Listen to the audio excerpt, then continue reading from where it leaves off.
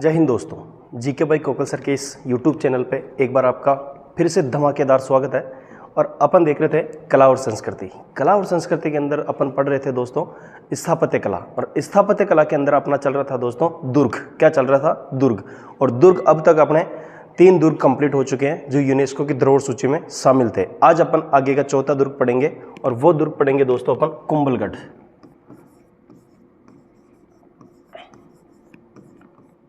कुंभलगढ़ दुर्ग। और ये कुंभलगढ़ दुर्ग पड़ता अपना दोस्तों राजसमंद में, राजसमंद में। ठीक है दोस्तों, चलो आज कौन सा दुर्ग देखेंगे अपन दोस्तों? कुंभलगढ़ दुर्ग। कुंभलगढ़ दुर्ग वही है जिसका आधुनिक निर्माण किसने करवाया? अपने राणा कुंभा ने, जिसको अपन क्या कहते हैं? स्थापत्य कला का जनक। क्या कहते हैं? स्थापत्य कला का जनक। चलो अब देखते हैं इसकी जो मुख्य मुख्य बातें हैं जो अपने को रोज अपन हर दुर्ग में देखते आ रहे हैं, वही बातें इसके अंदर अपन देखेंगे। और सबसे पहले अपन देखते हैं दोस्तों इसका निर्माण। क्या देखते हैं दोस्तों? निर्माण। चलो सबसे पहली बात आती है अपनी निर्माण की। निर्माण की बात आती है दोस्तों, तो इसका जो प्रारंभिक निर्माण है वो एक मौर्य शासक था जिसका नाम था संप्रति मौर्य। क्या नाम था दोस्तों? संप्रति मौर्य। अपन देखेंगे इसका प्रारंभिक निर्माण। प्रारंभिक निर्माण, और ये करवाया था दोस्तों संप्रति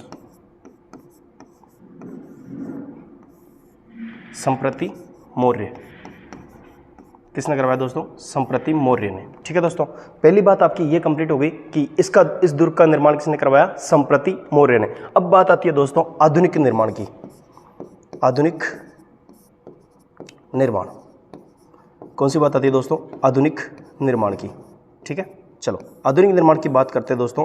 अभी अभी मैंने आपको बताया कि आधुनिक निर्माण इसका करवाया था राणा कुंभा ने, और जिसको अपन क्या कहते हैं? राजस्थान का स्थापत्य कला का जनक। क्या कहते हैं? स्थापत्य कला का जनक। और इसका आधुनिक निर्माण करवाया है दोस्तों राणा कुंभा ने। राणा कुंभा। ठीक है दोस्तों, और कहा जाता है कि इस दुर्ग का जो निर्माण करवाया था वो कुंभा की रानी थी कुंभलमेरु, उसकी याद में करवाया था। ठीक है दोस्तों, तो किसकी स्मृति में करवाया था? कुंभलमेरु की स्मृति में। कुंभलमेरु की स्मृति में।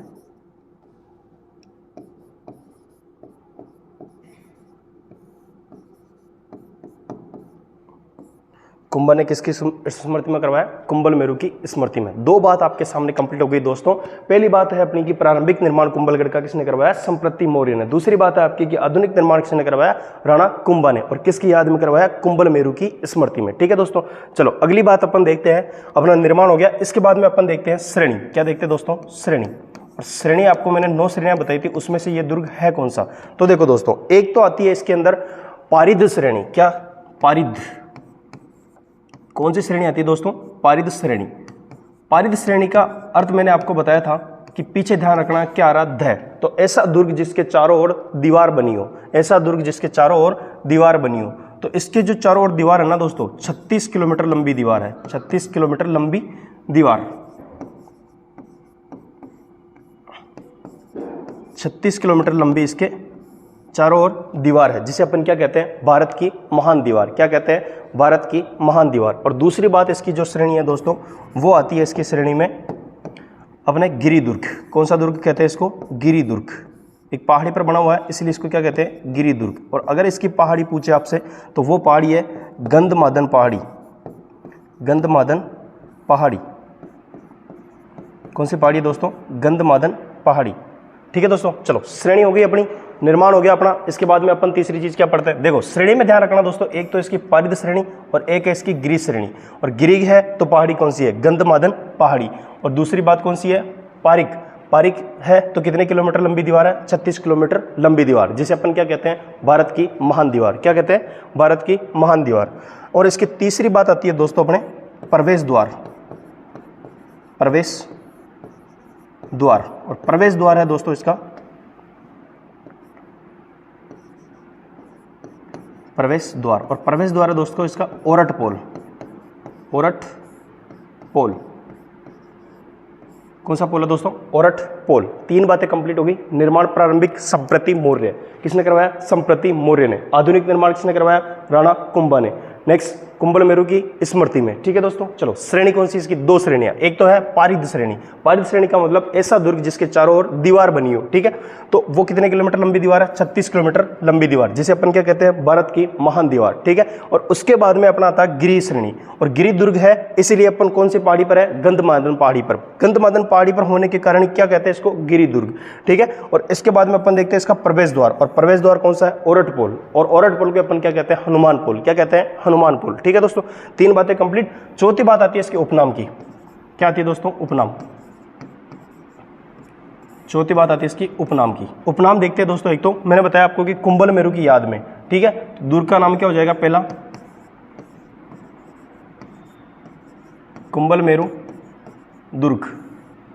कुंभल मेरु दुर्ग क्या नाम हो जाएगा? पहला कुंभल मेरु दुर्ग। ठीक है दोस्तों, और एक चीज इसकी बात आती है दूसरी कि इस दुर्ग को अपन कहते हैं, इस दुर्ग को अपन कहते हैं मेवाड़ के राजाओं की शरण स्थली। मेवाड़ के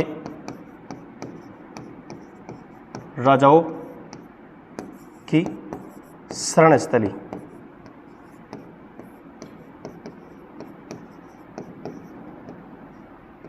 मेवाड़ के राजाओं की शरण स्थली। ठीक है दोस्तों, क्यों? क्योंकि मेवाड़ के राजाओं के जैसे महाराणा प्रताप ने युद्ध लड़ा था हल्दी घाटी का। हल्दी घाटी के युद्ध के बाद में महाराणा प्रताप ने चावंड को अपनी राजधानी बनाई थी, और चावंड के बाद में, चावंड से पहले कौन सी राजधानी बनी थी उनकी? कुंभलगढ़। यानी हल्दी घाटी के युद्ध के बाद में कहाँ पे उन्होंने डेरा डाला था? कुंभलगढ़ में। ठीक है, इसलिए अपन इसको क्या कहते हैं?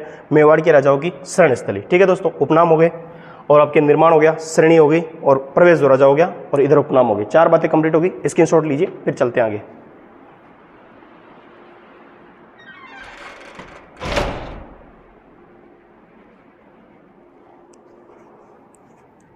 ठीक है दोस्तों, आशा करता हूँ आपने स्क्रीनशॉट ले लिया होगा। इसके आगे अपन चलते हैं और आगे की बातें और इसमें देखते हैं। ठीक है दोस्तों, चलो।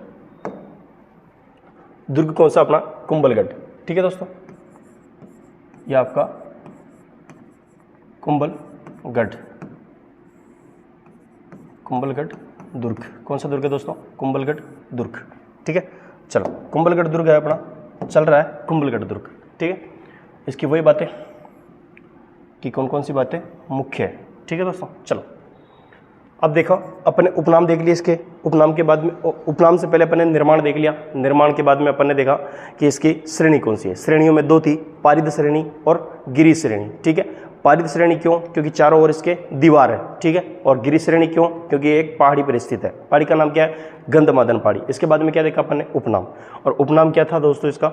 उपनाम में क्या था? एक तो कुंभल मेरु दुर्ग, एक मेवाड़ के राजाओं की शरण स्थली। ठीक है दोस्तों, चलो आगे देखते हैं इसके अंदर, और आगे बढ़ते हैं, और इसके अंदर देखते हैं जलाशय।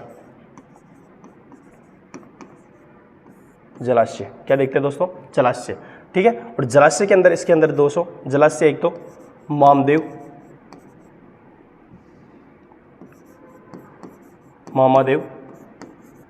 कुंड। मामादेव कुंड, और मामदेव कुंड पूछे आपसे दोस्तों, एक तो होता मामादेव, एक होता मामदेव। मामादेव कुंड तो कहाँ हो जाएगा? कुंभलगढ़ में, और मामदेव कुंड हो जाएगा सिवाना बाड़मेर में। ठीक है दोस्तों, चलो। और इसका दूसरा कुंड है जालीबाव। जालीबाव तालाब। कौन सा तालाब दोस्तों? जालीबाव तालाब। ठीक है दोस्तों, इसके बाद में अपन देखते हैं इसकी आगे की बातें कि इस दुर्ग के अंदर महल कौन कौन से बने हुए हैं। क्या देखते हैं दोस्तों? महल। देखो, जलाशय आपके सामने है, महल भी इसके अंदर अपन देख लेते हैं। एक महल है इसके अंदर दोस्तों, झाली रानी का मालिया। कौन सा महल है दोस्तों? झाली रानी का मालिया। झाली रानी का मालिया। झाली रानी का मालिया। ठीक है दोस्तों, और एक है इसके अंदर कटारगढ़। क्या है दोस्तों? कटारगढ़। ठीक है दोस्तों, और इस कटारगढ़ में किसका निवास स्थान था? ये कुंभा का। कुंभा का निवास। कुंभा का निवास कहाँ पे था? कटारगढ़ में। और कटारगढ़ को अपन क्या कहते हैं? मेवाड़ की तीसरी आंख। क्या कहते हैं? मेवाड़ की तीसरी आंख। मेवाड़ की तीसरी आंख। अब देखो दोस्तों, मेवाड़ की तीसरी आंख इसको क्यों कहते हैं वो चीज सुनो। कटारगढ़ इतना ऊंचाई पर बना हुआ है दोस्तों कि इसके अंदर कौन निवास करता था, अपना राणा कुंभा। तो इसका जो भी इसकी चारों ओर की जो जागीर थी ना इसकी मेवाड़ की, उसके ऊपर नजर रखता था यहाँ से कटारगढ़ से। तो अपने देखते हैं दोस्तों, नजर रखता कौन, कुंभा। तो कुंभा की 2 आंखें हो गई, और तीसरा उसकी नजर रखने के लिए उसकी हेल्प कौन कर रहा है, उसकी सहायता कौन कर रहा है, कटारगढ़। इसलिए इसको क्या कहते हैं दोस्तों, मेवाड़ के तीसरी आंख। क्या कहते हैं, मेवाड़ की तीसरी आंख। ठीक है दोस्तों, चलो आगे बढ़ते हैं अपन। इसके अंदर और कौन सा महल है, एक तो ये हो गया कटारगढ़, एक हो गया जाली रानी का मालिया, और इसके अंदर तीसरा है दोस्तों जो मैंने आपको बताया कि राजस्थान का वास्तविक बादल महल कहाँ पे है, अपना कुंभलगढ़ में। ठीक है, तो दूसरा कौन सा है, तीसरा बादल महल। बादल महल, और इस बादल महल के 2 भाग है दोस्तों। कितने भाग है, 2 भाग। इसके 2 भाग कर देते हैं। एक है अपना जनाना महल। कौन सा महल है दोस्तों, जनाना महल। एक है मर्दाना महल, मर्दाना महल। ठीक है दोस्तों, 2 हो गए। अब इस वापस जनाना महल के 2 भाग है। कितने भाग है दोस्तों, 2 भाग। एक है अपना श्रृंगार कक्ष। कौन सा कक्ष है दोस्तों, श्रृंगार कक्ष। ठीक है, और एक है इधर दोस्तों जूना कचेरी, जूना कचेरी। ठीक है दोस्तों, इसके भी 2 भाग और इसके बादल महल के भी 2 भाग। अब देखो दोस्तों, इस जूना महल, इस जूना कचेरी में एक घटना घटी थी 1540 में। ठीक है, और 1540 की तारीख पूछे आपसे तो कौन सी हो जाएगी दोस्तों, 9 मई 1540 में। ठीक है, जन्म किसका हुआ था, प्रताप का। प्रताप का जन्म कहाँ पे हुआ था, जूना कचेरी में। और जूना कचेरी किसका भाग, अपना बादल महल का। और बादल महल किसका भाग है दोस्तों, बादल महल है अपना कुंभलगढ़ का भाग। बादल महल अपना कुंभलगढ़ का भाग। ठीक है दोस्तों, चलो प्रताप का जन्म कहाँ पे हो रहा है, अपना जूना कचेरी में। कब हो रहा है, 9 मई 1540 ईस्वी में। ठीक है दोस्तों, चलो, और इसकी तिथि पूछे आपसे तो ज्येष्ठ शुक्ल तृतीया के दिन का जन्म हुआ था, और रविवार के दिन इनका जन्म हुआ था। ठीक है दोस्तों, चलो महल हो गए इसके, और जलाशय हो गए इसके, और इसके बाद में अपन देखते हैं दोस्तों इधर इसके कि इसके अंदर मंदिर कौन कौन से बने हुए हैं। चलो मंदिर की बात आती है दोस्तों कि कुंभलगढ़ में मंदिर कौन कौन से बने हुए हैं। ठीक है दोस्तों, तो अपन मंदिर की बात करते हैं और इसके साथ अपन आगे बढ़ते हैं। इसके अंदर मंदिर है पहला अपना कुंभ श्याम का मंदिर, कुंभ श्याम का मंदिर, कुंभ श्याम मंदिर। ठीक है दोस्तों, और दूसरा मंदिर है दोस्तों इसके अंदर नीलकंठ, नीलकंठ जी का मंदिर।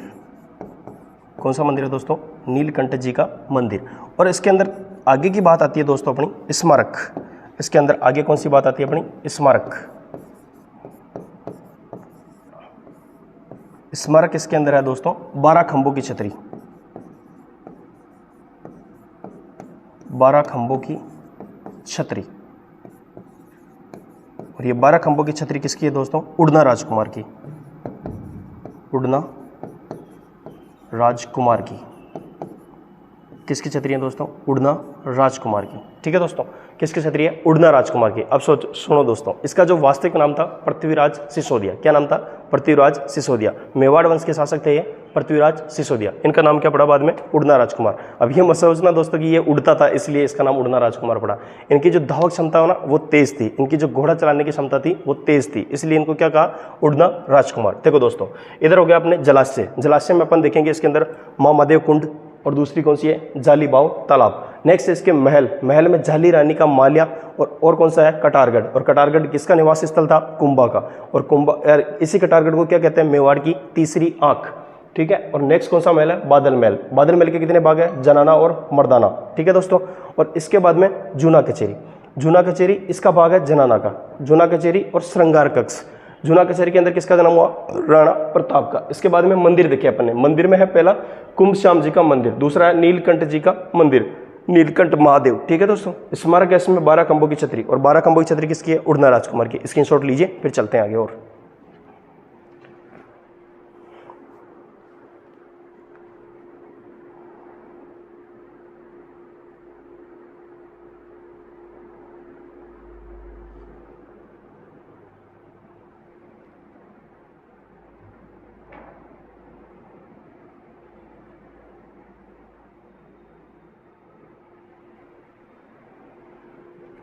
ठीक है दोस्तों, आशा करता हूँ आपने स्क्रीनशॉट ले लिया होगा। इसके आगे अपन चलते हैं और आगे इसकी बातें देखते हैं। ठीक है दोस्तों, और दुर्ग कौन सा चल रहा है अपना? कुंभलगढ़।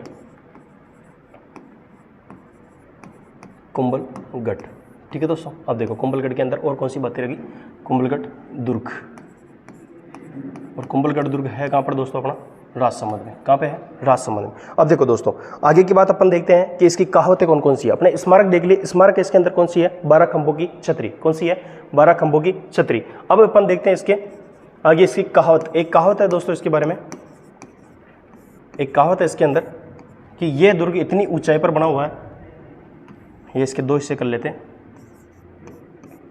ये दुर्ग इतनी बुलंदी पर बना है कि यह दुर्ग इतनी बुलंदी पर बना है कि नीचे से देखने पर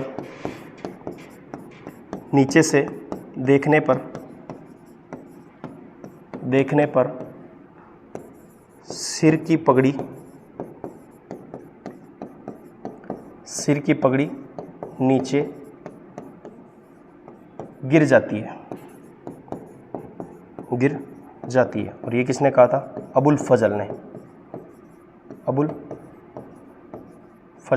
किसने कहा था दोस्तों? अबुल फजल ने। ठीक है दोस्तों, चलो इसके बारे में कहावत क्या होगी कि ये दुर्ग इतनी बुलंदी पर बना है कि नीचे से देखने पर सिर की पगड़ी नीचे गिर जाती है। और ये कहा किसने था?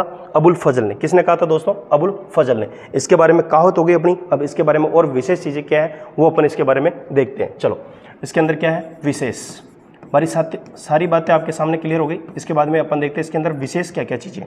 अब देखो दोस्तों, इतिहास के अंदर है ना एक दुर्ग है अपना लोहागढ़ भरतपुर। कौन सा है? लोहागढ़ भरतपुर, जिसको अपन राजस्थान का अजय दुर्ग कहते हैं, क्योंकि उसको आज तक कोई जीत नहीं पाया। लेकिन इतिहास का ये भी एक दुर्ग ऐसा है कुंभलगढ़, जिसको इतिहास में सिर्फ एक ही बार जीता गया, और वो जीता गया था जब महाराणा प्रताप का युद्ध हुआ था हल्दी घाटी वाला। उसके बाद में महाराणा प्रताप जंगलों में चले गए थे, फिर वापस अकबर ने लगातार उसके ऊपर आक्रमण किए थे, और आक्रमण करने के लिए भेजा था शाहबाज खान को। किसको भेजा था? शाहबाज खान को। फिर उसने 77, 78 और 79 इन तीनों ईयर में उसने लगातार आक्रमण किए थे महाराणा प्रताप पर। तब उन्होंने 77, 78 के अंदर उसको इतिहास में एक बार जीता था अपने कुंभलगढ़ को। ठीक है, तो अपन लिख लेते हैं कि इस दुर्ग को शाहबाज खान ने 1577-78 में एक ही बार जीता था। एक ही बार जीता था। ठीक है दोस्तों, ये बात क्लियर हो गई आपकी। अब देखो इधर हो गई अपनी कहावत। कहावत क्या है? ये दुर्ग इतनी बुलंदी पर स्थित है कि नीचे से देखने पर सिर पर रखी पगड़ी नीचे गिर जाती है। ठीक है दोस्तों, चलो। और दूसरी बात है इसकी विशेष कि इस दुर्ग को शाहबाज खान ने 1577-78 में सिर्फ इतिहास में एक ही बार जीता गया था। ठीक है दोस्तों, ये दुर्ग रहा अपना कुंभलगढ़। और कुंभलगढ़ के बारे में मैंने आपको सारी बातें क्लियर कर दी है। जहाँ पे भी आपको डाउट हो वहाँ कमेंट कर देना दोस्तों, मैं आपको और क्लियर कर दूंगा। ठीक है, चलो आगे चलते हैं और आगे वाला दुर्ग अपन और देखते हैं। ठीक है दोस्तों, चलो इसके बाद में अपन देखते हैं अपने यूनेस्को की धरोहर सूची के 4 दुर्ग कंप्लीट हो गए अपने। 4 दुर्ग के बाद में नेक्स्ट दुर्ग छोटा सा दुर्ग है आमेर दुर्ग, वो भी इसके अंदर अपन क्लियर कर लेते हैं। फिर चित्तौड़ का एक अलग से वीडियो बनाएंगे और चित्तौड़ दुर्ग बड़ा होने के कारण आपको उसको अलग से करवा देंगे। ठीक है दोस्तों, चलो तो अपन नेक्स्ट दुर्ग पढ़ रहे हैं अपना आमेर दुर्ग। आमेर दुर्ग, और आमेर दुर्ग कहाँ पड़ता है दोस्तों? अपना जयपुर, अपनी राजधानी है जयपुर। ठीक है दोस्तों, चलो कौन सा दुर्ग स्टार्ट किया अपन ने? आमेर दुर्ग। और वही इसकी 3-4 बातें। सबसे पहले कौन कौन सी बातें देखते हैं अपन? चलो सबसे पहले अपन देखते हैं इसके अंदर निर्माण। और निर्माण भी दोस्तों कौन सा? प्रारंभिक निर्माण। प्रारंभिक निर्माण कौन सा निर्माण देखते हैं दोस्तों अपन? प्रारंभिक निर्माण। ठीक है, और प्रारंभिक निर्माण इसका करवाया था दोस्तों अपने कोकिल देव ने। किसने करवाया था? कोकिल देव ने। ठीक है, और कब करवाया था? 1207 ईस्वी में। कब करवाया था? 1207 ईस्वी में। अब देखते हैं दोस्तों इसका आधुनिक निर्माण। क्या देखते हैं इसका? आधुनिक निर्माण। चलो दोस्तों, आधुनिक निर्माण की बात आती है ना, तो यहाँ आपको याद रखना है जो मुगलों का सबसे सुदृढ़ स्तंभ था उसका नाम था राजा मान सिंह। मान सिंह। आधुनिक निर्माण किसने करवाया था? राजा मान सिंह ने। किसने करवाया था दोस्तों? राजा मान सिंह ने। ठीक है, इसके बाद में अपन देखते हैं दोस्तों, निर्माण हो गया अपना प्रारंभिक और आधुनिक निर्माण भी कंप्लीट आपके सामने। इसके बाद में अपन देखते हैं कि इस दुर्ग की श्रेणी कौन सी है। इस दुर्ग की श्रेणी कौन सी है? क्या देखते हैं दोस्तों? दुर्ग की श्रेणी। ठीक है, चलो, इस दुर्ग की श्रेणी है दोस्तों गिरि दुर्ग। कौन सा दुर्ग है दोस्तों? गिरि दुर्ग। ठीक है, अब देखो दोस्तों, अब आप देखोगे कि गुरुजी अगर आपने बता दिया कि श्रेणी कौन सी है? गिरि दुर्ग, तो गिरि दुर्ग है तो दोस्तों हमारे को ये जानना है इसके आगे कि इसके अंदर पहाड़ी कौन सी है। तो इसकी पहाड़ी है दोस्तों काली कोह पहाड़ी। काली खोह है पहाड़ी। कौन सी पहाड़ी है दोस्तों? काली कोह पहाड़ी। चलो, दो बातें कंप्लीट हो गई अपनी। सबसे पहले प्रारंभिक निर्माण कोकिल देव ने, और कब करवाया था? 1207 ईस्वी में। इसके बाद में अपन देखा आधुनिक निर्माण राजा मान सिंह ने। ठीक है, इसके बाद में श्रेणी देखिए अपने, श्रेणी कौन सी है इसकी? गिरि दुर्ग, और गिरि दुर्ग है तो पहाड़ी कौन सी है अपनी? काली कोह पहाड़ी। ठीक है दोस्तों, इसके बाद में नेक्स्ट आगे चलते हैं और आगे की बातें देखते हैं। चलो, निर्माण हो गया, श्रेणी होगी। श्रेणी के बाद में अपना कौन सा पोल आता है? प्रवेश द्वार। प्रवेश द्वार यानी इसका एंट्री गेट तो देखना पड़ेगा ना अपने, और इसका एंट्री गेट है गणेश पोल। गणेश पोल, पोल मतलब मैंने बता दिया आपको कि दरवाजा। ठीक है, और सुनो दोस्तों, ये जो गणेश पोल है ना, इसको एक इतिहासकार हुए अपने फर्ग्यूसन। कौन हुए? फर्ग्यूसन, जो बाहर के थे। उन्होंने कहा है कि विश्व के अंदर अगर मैंने कोई दरवाजा देखा है तो वो दरवाजा है गणेश पोल। तो सबसे मजबूत दरवाजा इसको कौन से इतिहासकार ने बताया? फर्ग्यूसन ने। किसने बताया? फर्ग्यूसन ने। इसके बाद में अपन देखते हैं दोस्तों इसके उपनाम। क्या देखते हैं दोस्तों? इसके उपनाम। और उपनाम की बात आती है दोस्तों, तो उपनाम में अपन देखते हैं, इसको कहते हैं हाथियों का किला। इसके अंदर हाथियों की लड़ाइयों के बहुत दृश्य बने हुए हैं, इसलिए इसको क्या कहते हैं? हाथियों का किला। ठीक है, और नेक्स्ट इसका दूसरा नाम है दोस्तों अंबावती दुर्ग।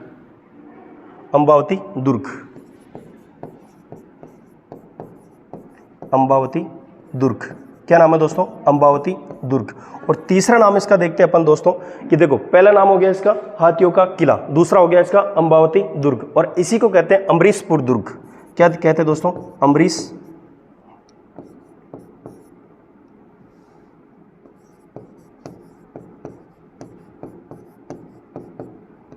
अमरीशपुर दुर्ग।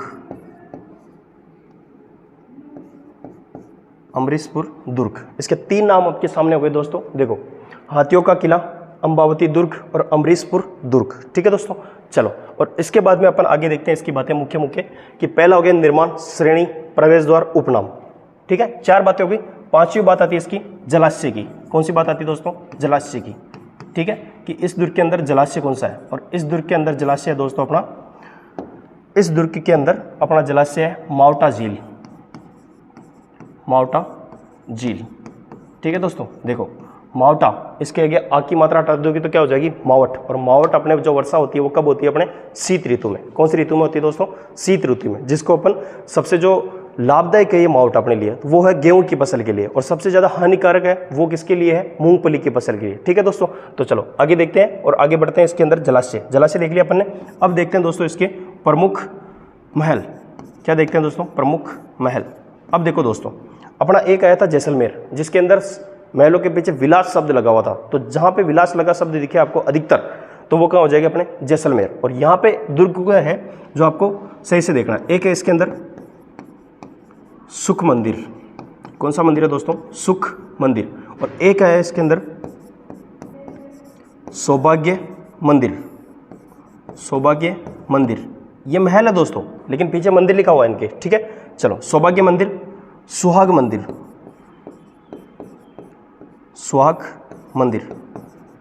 ठीक है दोस्तों, तीन हो गए, सुख मंदिर, सौभाग्य मंदिर, सुहाग मंदिर। और इसके अंदर एक आता दोस्तों दीवान ए आम। दीवाने आम और दीवाने खास। दीवाने खास। ठीक है दोस्तों, अब देखो कितने हो गए? 5। और एक आता है इसके दोस्तों कदमी महल। कदमी महल। और इस महल के अंदर क्या होता था? जो कच्छावा शासक थे जयपुर के, उनका राज तिलक होता था किसके अंदर? कदमी महल के अंदर। तो कच्छावा शासकों का राज तिलक आपको पूछे तो कौन से महल में हो जाएगा? कदमी महल में। अब देखो दोस्तों, इनका याद करने का तरीका, जिसके पीछे मंदिर लगा हुआ शब्द आ रहा आपके, वो महल कहाँ पे हो जाएंगे? अपने आमेर दुर्ग में। और 2 महल आपको मैं ऐसे याद कराता हूँ कि याद कैसे करना है, दीवाने आम और दीवाने कास। हम जैसे आम लोगों के लिए दीवाने आम बना है इस दुर्ग में, और आप जैसे कास लोगों के लिए इस दुर्ग में दीवाने खास बना है। ठीक है दोस्तों, आगे चलते हैं और आगे की बातें देखते हैं। एक बार आप इसका स्क्रीनशॉट लीजिए, फिर चलते हैं आगे।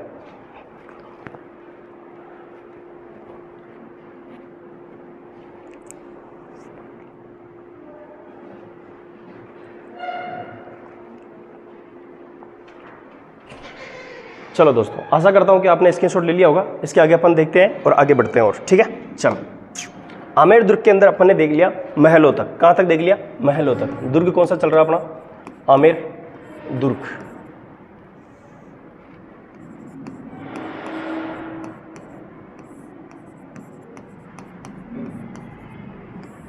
आमेर दुर्ग, ठीक है दोस्तों। चलो, कौन सा दुर्ग चल रहा है अपना? आमेर दुर्ग। और आमेर दुर्ग के अंदर जो मुख्य मुख्य बातें बची अपनी, वो अपन कंप्लीट करते हैं। देखो दोस्तों, मेरा सिर्फ इतना फर्ज बनता है कि मैं आपको सिर्फ पढ़ा सकता हूँ। जो मेरे अंदर ज्ञान है वो मैं आपको दे सकता हूँ, लेकिन पढ़ना आपको है। पढ़ना किसको है? आपको। देखो, लड़कियों से मैं इतना ही कहना चाहूँगा, जो मेरी बहनें हैं उनसे यही कहना चाहता हूँ कि आप लोग, अभी आपके माँ बाप आपको पढ़ा रहे हैं ना, तो आप पढ़ सकते हो। क्या पता अगला आपको सपोर्ट करने वाला मिले या नहीं मिले। जब तक आपके माँ बाप आपको सपोर्ट कर रहे हैं तब तक आप पढ़िए, अच्छे से ध्यान लगाकर पढ़िए और अपने माँ बाप का नाम रोशन कीजिए। और लड़कों के लिए यही बात कहना चाहता हूँ कि लड़के जो पढ़ते हैं ना, अब उनके ऊपर सारी जिम्मेदारी होती है। जैसे अपन गाँव में देखते हैं कि एक बैलगाड़ी होती है, उस बैलगाड़ी को खींचने की जिम्मेदारी होती है अपने उन बैलों की। किसकी होती है? बैलों की। उसी प्रकार आपका परिवार है, और आपके परिवार के अंदर जो उसको खींचने की, उसकी जिम्मेदारी उठाने की जिम्मेदारी किसकी होती है? लड़कों की। किसकी होती है? लड़कों की। तो यार, जो आपको जो टाइम मिल रहा है ना, उसको सही सदुपयोग कर लो और उसके अंदर आप पढ़ाई कर लो, क्योंकि अभी आपके पास टाइम है, ठीक है। और जब ये गुजर जाएगा ना, तब आप अपने ही घर में, ऐसा टाइम आएगा कि अपने ही घर में आपको छुप छुप के रोना पड़ेगा। तो ये बात नहीं हो, इसलिए आप पढ़िए और अपने माँ बाप का नाम रोशन कीजिए, ठीक है दोस्तों। चलो आगे चलते हैं और इसकी जो और बातें रही है वो अपन कंप्लीट करते हैं, ठीक है दोस्तों। चलो, आमेर दुर्ग के अंदर अपन ने लास्ट देखा महल। क्या देखा? महल। महल के बारे में अब देखो, महल के बाद में अपन देखेंगे इसके अंदर मंदिर। क्या देखेंगे दोस्तों? मंदिर। किसके अंदर? मंदिर कौन कौन से? चलो, मंदिर की बात आती है दोस्तों इसके अंदर, तो इसके अंदर पहला मंदिर अपना शिला देवी का मंदिर। शिला देवी का मंदिर। कौन सा मंदिर आता है दोस्तों? शिला देवी का मंदिर। और देखो दोस्तों, शिला देवी का मंदिर है ना, जो इसके अंदर मूर्ति लगी हुई है ना, वो जब अकबर ने मानसिंह को बंगाल अभियान पर भेजा था ना दोस्तों, उस समय बंगाल से एक स्थान पड़ता है जस्सोर, और जस्सोर के राजा थे उस समय केदारनाथ। क्या नाम था? केदारनाथ। उनको पराजित करके राजा मानसिंह इस मूर्ति को जीत कर लाए थे 1602 के अंदर, ठीक है दोस्तों। और फिर यहाँ पे आमेर में लाकर इसको 1604 के अंदर यहाँ पे स्थापित करवाया था। किसने करवाया था? राजा मानसिंह ने। तो इस मूर्ति की जो स्थापना है, या शिला देवी का जो मंदिर है, उसका निर्माण कौन करवाएगा दोस्तों? राजा मानसिंह। कौन करवाएगा? राजा मानसिंह। मानसिंह, ठीक है। क्योंकि सबसे ज़्यादा जो मनसब है ना, इनको 7000 का मनसब अकबर के काल में इनको प्राप्त था, ठीक है दोस्तों। चलो, पहला मंदिर कौन सा हो गया अपना? शिला देवी का मंदिर। कौन सा मंदिर हो गया? शिला देवी का मंदिर। और दूसरा मंदिर अपन देखते हैं दोस्तों इसके अंदर, जगत शिरोमणि का मंदिर। कौन सा मंदिर देखते हैं दोस्तों? जगत शिरोमणि का मंदिर।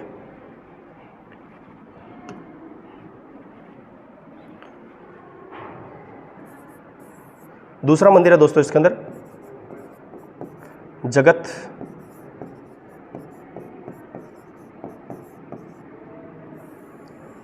शिरोमणि का मंदिर। कौन सा मंदिर है दोस्तों? जगत शिरोमणि का मंदिर। और कहा जाता है कि दोस्तों, इस बंगाल अभियान के तहत मानसिंह अपने 3 बेटों को साथ में लेकर गया था युद्ध के अंदर, ठीक है। उस समय क्या हुआ था कि ये जो 3 बेटे ना इसके, इसी की आंखों के सामने वीर गति को प्राप्त हो गए थे। और सबसे बड़े बेटे का नाम था जगत सिंह। क्या नाम था दोस्तों? जगत सिंह। ये जगत सिंह प्रथम है दोस्तों, जगत सिंह प्रथम। और जयपुर का एक शासक होगा जगत सिंह द्वितीय, उसको कहते हैं अपन जयपुर का बदनाम बादशाह, क्योंकि उसकी प्रेमिका का नाम क्या था? रस कपूर। और रस कपूर एक थी गणिका, इसलिए उसको कहते हैं जयपुर का बदनाम शासक, ठीक है दोस्तों। तो ये जो जगत सिंह द्वितीय है ना, जगत सिंह प्रथम, तो इसकी जो मम्मी थी उसका नाम था कनकावती। क्या नाम था? कनकावती, ठीक है। इसको यहाँ देख लेते अपन, इसकी माँ का क्या नाम था? कनकावती। तो जो ये मंदिर है ना जगत शिरोमणि, इस मंदिर का निर्माण कौन करवाएगी? निर्माण यहां देख लेते हैं, जगत शिरोमणि मंदिर का निर्माण, ठीक है दोस्तों। तो इसका निर्माण करवाया था मानसिंह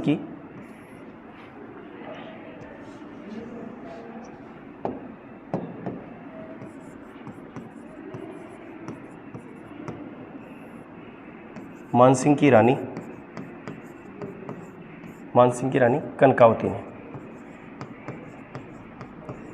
कनकावती ने पुत्र जगत सिंह की स्मृति में। ठीक है दोस्तों, इस मंदिर का निर्माण किसने करवाया? मानसिंह की रानी कनकावती ने। और किसकी याद में? अपने पुत्र जगत सिंह की याद में। ठीक है दोस्तों, देखो मंदिर हो गए, इधर अपने जलाशय भी हो गए और इधर महल भी हो गए। ठीक है दोस्तों, इतनी सारी बातें अपने कंप्लीट कर ली है। और इसके बाद में अपन देखते हैं इसके स्मारक। स्मारक में क्या है दोस्तों? यहाँ पे एक आपको विशेष में ध्यान रखना है। चलो यहीं से विशेष कर लेते हैं। विशेष स्मारक में ऐसा कोई खास स्मारक नहीं है इस दुर्ग के अंदर, लेकिन एक चीज़ याद रखनी है अपने को कि ये एक ऐसा दुर्ग है राजस्थान का जिसके अंदर एक मीना बाजार स्थित है। क्या है? मीना बाजार। तो इसके अंदर अपन देख लेते हैं। पहला, मीना बाजार स्थित है, मीना बाजार स्थित। ठीक है दोस्तों, और एक यहाँ पे महल बना हुआ है जिसको अपन कहते हैं केसर क्यारी। केसर क्यारी क्या कहते हैं दोस्तों? केसर क्यारी। तो आपको ध्यान रखना है कि मीना बाजार और केसर क्यारी कौन से दुर्ग में है? आमेर दुर्ग में। किस दुर्ग में दोस्तों? आमेर दुर्ग में। ठीक है, चलो और इसके आगे की बातें देखते हैं अपन। तो एक बात आती है इसके अंदर दोस्तों, देखो अपने राजस्थान का एकमात्र मुगल शैली में बना निर्मित दुर्ग है अपना मेगजीन दुर्ग। कौन सा दुर्ग है? मेगजीन दुर्ग, जिसको अपन कहते हैं अकबर का किला, और जो कहाँ बना हुआ अपने राजस्थान के हृदय में। और राजस्थान का हृदय किसे कहते हैं अपन? अजमेर को। किसको कहते हैं? अजमेर को। चलो इसके बाद में विशेष के अंदर अपन ने देख लिया कि मीना बाजार और केसर क्यारी। और इसके अंदर इसका विशेष एक बात आती है कि ये एकमात्र दुर्ग है जो राजपूत और मुगल शैली में निर्मित है।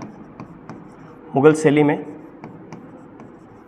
निर्मित दुर्ग।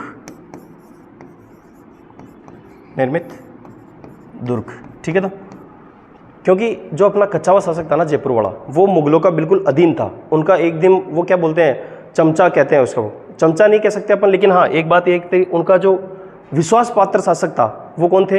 अपने आमेर के कच्छावा। और राजस्थान के अंदर भी सबसे पहले अधीनता स्वीकार किसने की थी? आमेर वालों ने। और आमेर में कौन सा वंश राज करता था? कच्छावा वंश।